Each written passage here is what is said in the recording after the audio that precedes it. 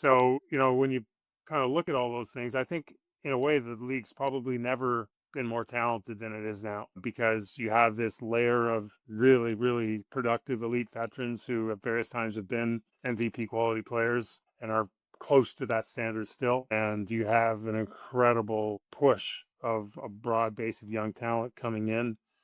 Typically, all the older guys would get pushed out. They haven't been.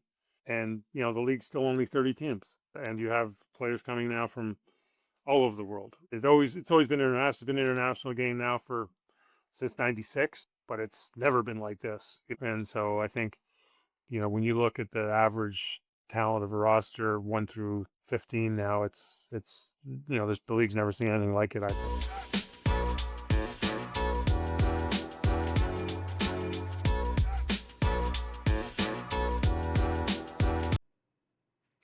He is the author of Basketball Now, the inside stories in the brightest stars of the NBA. We have the pleasure in welcoming Michael Grange onto Hoopsology. Welcome, Michael. Thanks for having me, Justin. Thanks for joining the show. Truly appreciate it. Before we delve into the book, we have a bit of a tradition on our show. We talk about basketball culture, what makes this game so great. So take this question any way you want it. What is your first or favorite basketball memory? Oh, I have a lot of them, but I'd say on a personal level, I just, I was really lucky. I always feel to be around Toronto in the 80s and 90s because I'm old when, there was kind of basketball was really popping, I think, especially in a certain kind of, if kind of way. There wasn't a lot of mainstream propelling it forward. It was through the schools and playgrounds and I think the city of Toronto where I grew up mostly. Um, the city had really undergone a lot of changes in the 70s and 80s in terms of its culture and its demographics. And I think basketball became a bit of a meeting place for a lot of people, very almost like I got in the game like a lot of the people of that era did because it was cheap, it was available, you could play it at school, and the Toronto high school scene became a really vibrant part of my life and of basketball period because back then, high school went to grade 13, so you had an extra year of eligibility anyway. It wasn't uncommon for guys to play another year, so you had grade 14, so to speak. So guys are like 20 years old in high school, some turning 21, and 20, I guess, mostly. And in fact, it was very unusual for kids to go to the States then. And so you just had this incredible concentration of basketball talent right in the city playing at various tournaments, city championships, city versus suburbs all stars, and both playing in those games and going to those games. It was like a completely foreign world to people who weren't doing that. And it sort of really sparked a deep love that has never left me. So you talked about Canada. I find that very interesting in this day and age of the NBA. Canada has really risen as a power in basketball globally. So in this book, how does your book reflect that in terms of just how the country of Canada really has moved in as a powerhouse in the sport? Well, I mean, the simplest reflection would be who's on the cover. Yep. And there's a number of Canadians I feature in the book, but it kind of circles back to that answer I just gave you sorry, where are you based from?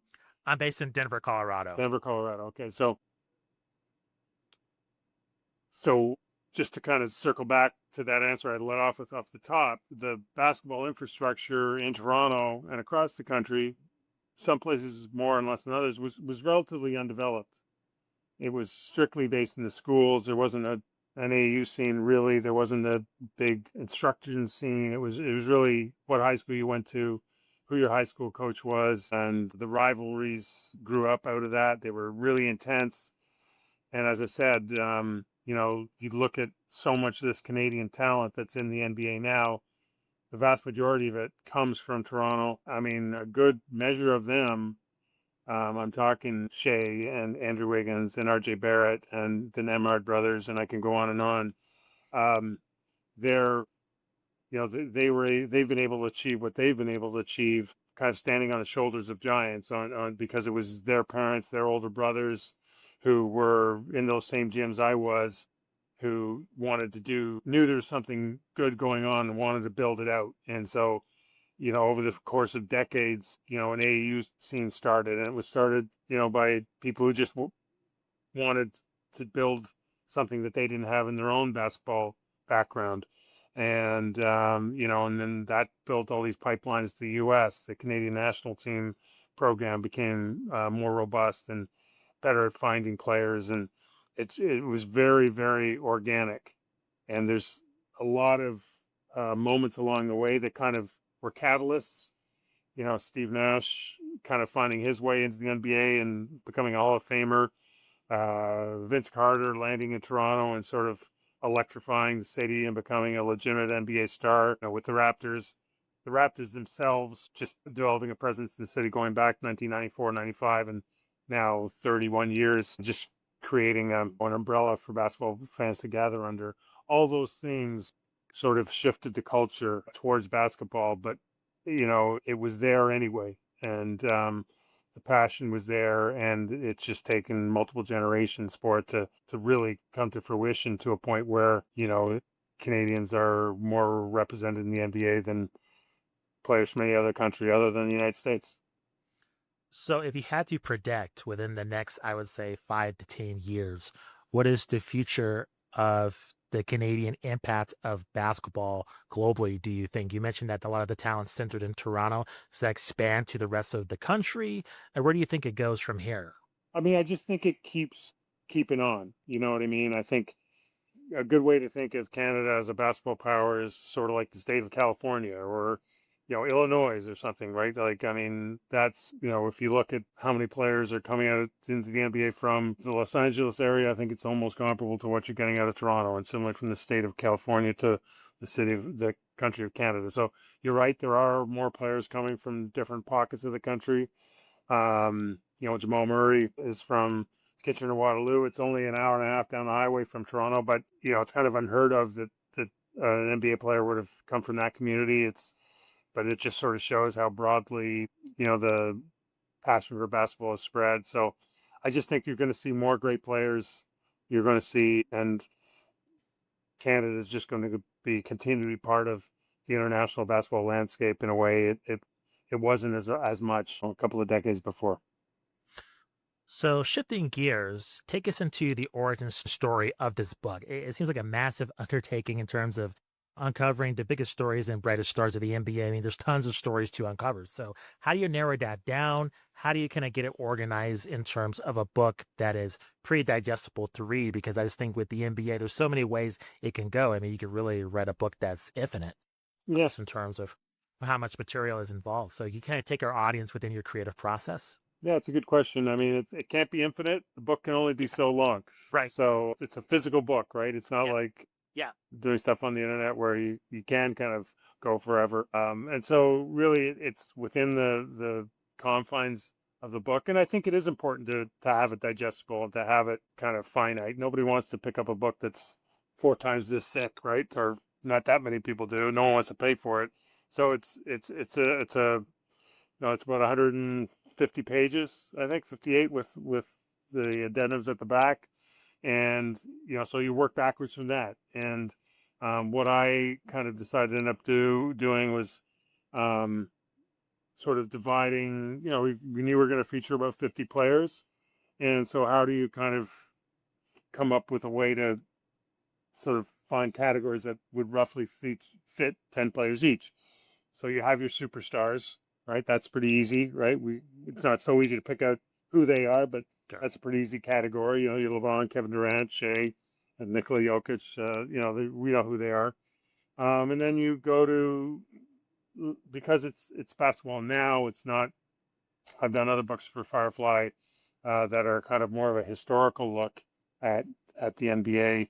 In this case, it's like what's happening right now in the league. Well, who are the defenders, right? Who can really change a game. Maybe they don't get as much attention sometimes. So that's a neat way to dive into bringing the reader into the NBA in a different way. Who are game changers? So these are players that are elite. Some of them are all-stars. Some of them are NBA, all NBA, but maybe they're not the one name superstars that are in the first section. You know, your Jalen Brunson's, players like that who, if they're on your team, something good is probably going to happen. You have your rising stars, right? So you want to emphasize the younger players, guys like here in Toronto, Scotty Barnes, the Paolo Bancheros, Franz Wagner's, that type. And, you know, you want to talk about your players. This was a fun category for you, is just winners.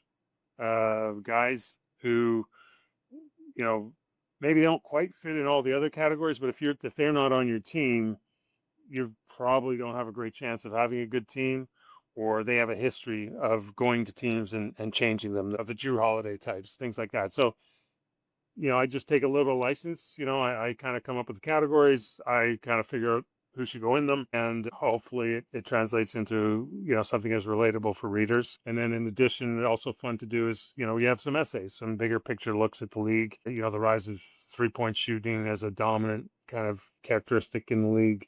Um, you know, the way the game has gone global is another example. And I also did something on, you know, the kind of not quite the end, but close to the end of the kind of golden era, the LeBron, KD, Steph. That threesome has kind of defined the league now for more than 20 years. So it's just interesting to look at them as they're maybe kind of going into the sunset of their careers. Yeah, you mentioned that, but yet, correct me if I'm wrong. I think with the history of sports, based on their age, they're still performing at a high level that is unheard of compared to, in the 90s, you're considered, old when you're in your 30s. So that's been shattered now. So I'm just wondering that the way the league is currently, where you have a lot of your, the golden age, as you referred it, mixed in with the rising superstars that has been drafted most recently. How do you think the league's going to play out in terms of, LeBron's very productive. I mean, and I can see him being productive for another 5 years. I don't think that's crazy to say, because based on how he takes care of his body and the way he plays on the floor. So where do you think the league is going to go? Because I don't think we've never seen this before, with a lot of like older players able to produce and be productive, meet the stars of the league, with the contrast of like what's going to be the next phase of the league, the newer stars, the kind of the next era of the NBA, you think? Yeah, I mean, I think, well, you're right. You know, there's been more players who've played this, you know, this deeply into their careers in the last 5 years than I think ever before. I mean, you look at Dirk was a 20-year player. Uh, Kobe Bryant was a 20-year player. Vince Carter was a 22-year player, I think, if not 21. LeBron's going to surpass that this year, I guess. So yeah, Vince was 22. Um, LeBron's going to be 23 this year. KD's at year, I think, 18 or 19. Steph's year 17, 18. Kyle Lowry, people forget about him. He's in year 20. DeMar DeRozan's year 17. James Harden. It kind of goes down the list, and I think what it's done, there's a couple of reasons for that. One, I think the money is incredible.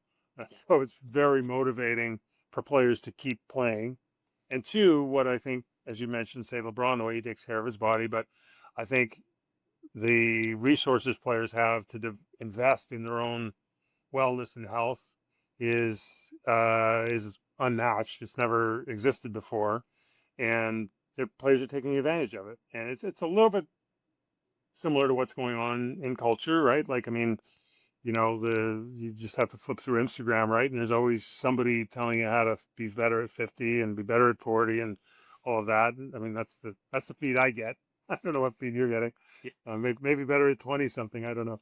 But you know, so in some ways they're just mirroring social trends, but they have unlimited resources to manage their diet, to manage their prehab, to manage their rehab, to manage their travel, their rest, all of these things. And then they have incredible incentive to keep doing it. So, you know, when you kind of look at all those things, I think in a way the league's probably never been more talented than it is now, because you have this layer of really, really productive elite veterans who at various times have been MVP quality players and are close to that standard still. And you have an incredible push of a broad base of young talent coming in. Typically, all the older guys would get pushed out. They haven't been. And the league's still only 30 teams, so, and you have players coming now from all over the world. Like it's always been international. It's been an international game now for since '96, but it's never been like this. And so I think when you look at the average talent of a roster 1 through 15 now, it's the league's never seen anything like it, I think. Yeah, I completely agree. Especially during the regular season, where again, I think in years past, especially maybe the 80s, 90s, where you might catch a game on like a Tuesday, Wednesday night, might be very not competitive. But I think now, even with load management, there still are stars and still narratives that you can watch, even if the game's not like the marquee game. There's still like stars that I think fans should really keep their eyes on. And I think that's a testament, like you said, to the talent that's currently in the league for sure. I agree. Agreed. And on those nights, I think where a star's not playing or whatever, then it's there's so many players who kind of just can bust out at any time and deliver like jaw-dropping performances. We'll see that every once in a while. That guy scored 50. Those kind of nights. So yeah, no, look, 80s, 90s basketball was great. I was there. I'm not gonna run it down, but I think people's perception is a little bit skewed because, you know, basically most of the highlights are Lakers, Bulls, Celtics, Pistons, the Jazz, the Sonics. Like, nobody's watching what, say, Sacramento and, I don't know, pick a team. You know what I mean? We're doing on a Tuesday in 1991, right? Yeah. People were paying attention to the premier teams. They delivered. But I think top to bottom, the league's probably in a better place than it's ever been. Yeah, totally agree. And on that point, I want to ask, do you think fans with social media take this era for granted? I just see, is it just, I guess, the urge of sports fans to always be negative, or do you think it's the rise of social media in terms of kind of narratives of what we've seen with the league, at least, from the beginning of the season, in terms of like a lot of negativity towards a 3-point shot, or a lot of negativity towards just the competitiveness of the league when you just see all these, like you mentioned, talented players in great games during the regular season, but yet there's these negative narratives around the league, which I find somewhat unfounded. So I'm just very curious because the league is at this most talented point, but yet I think the product is very good, just depending on when you go to games. But yet there's a lot of negativity in terms of just mainstream media narratives as well as just fans online. Yeah, I mean, that stuff's hard to quantify, right? And a lot of times, as everyone knows, right, it's the negative voice that's kind of get heard the loudest, Sure. right? I mean, that's what tends to filter through. That's what tends to people often gets people's attention. So, I think I'm not gonna. I understand where you're coming from.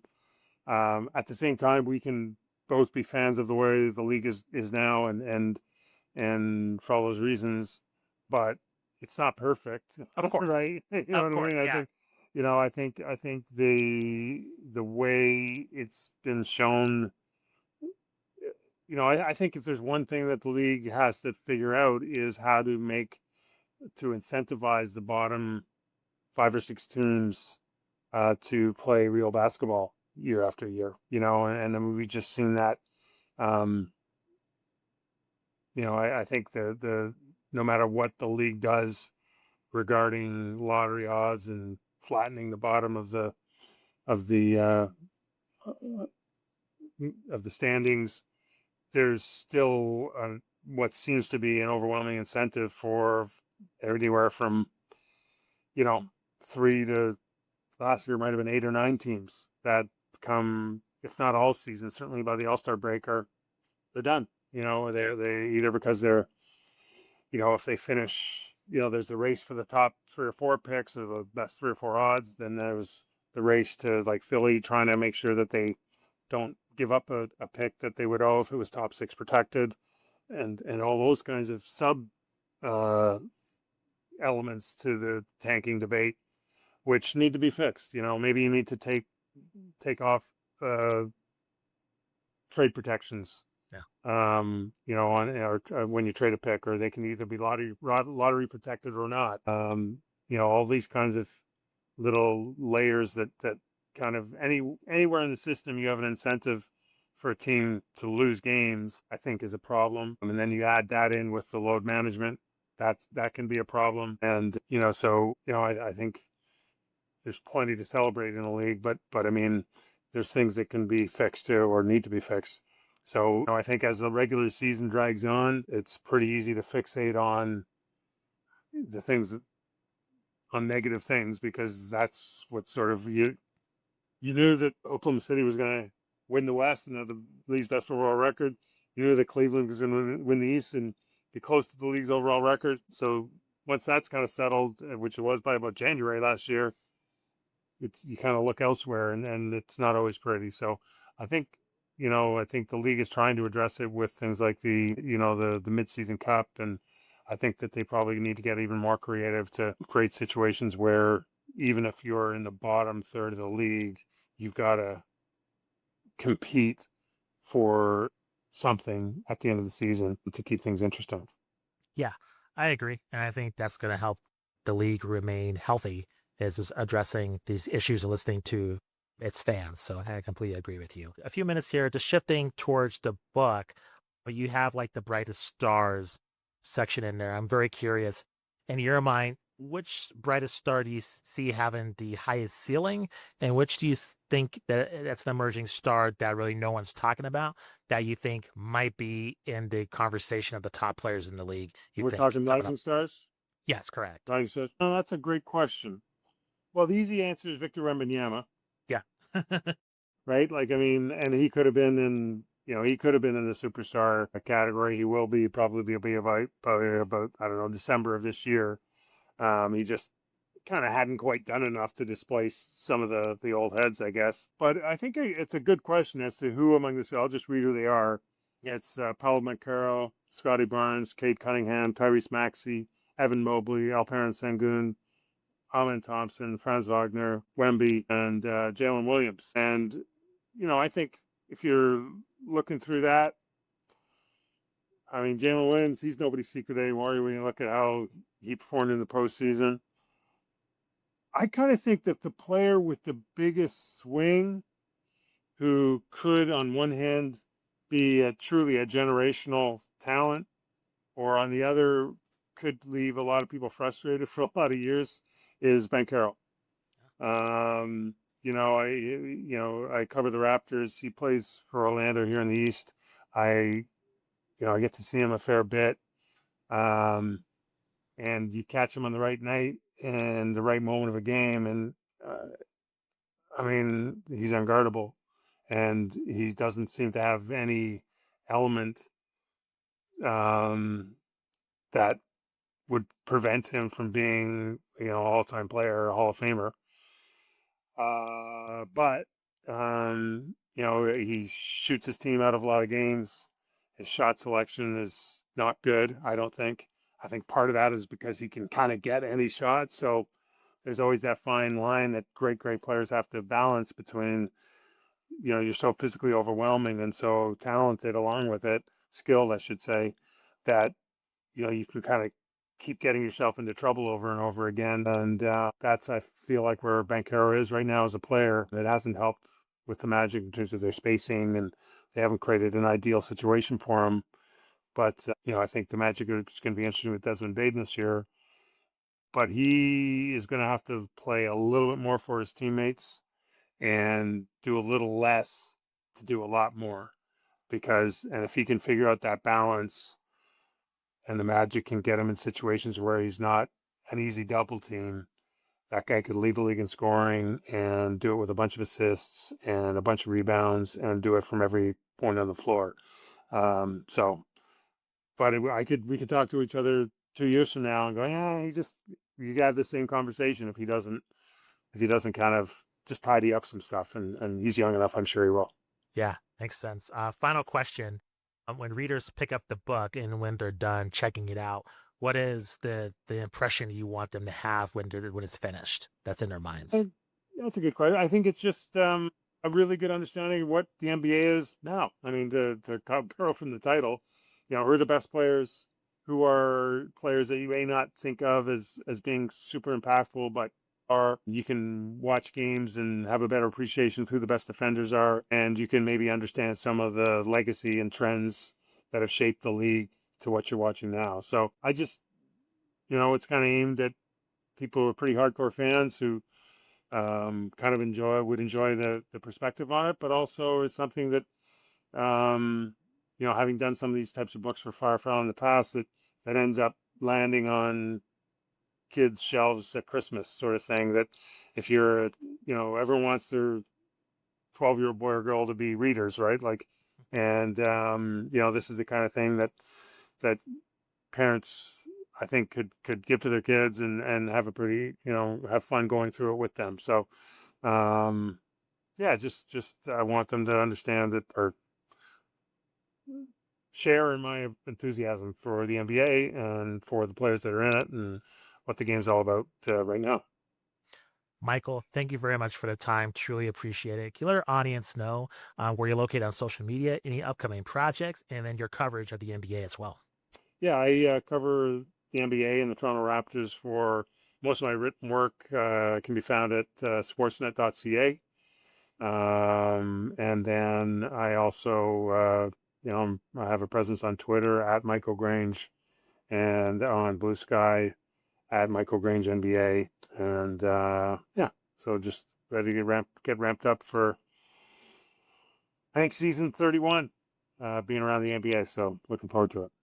Awesome. Michael, thank you very much for the time. Congratulations on the book. Appreciate it. Thanks, Justin. Have a good night.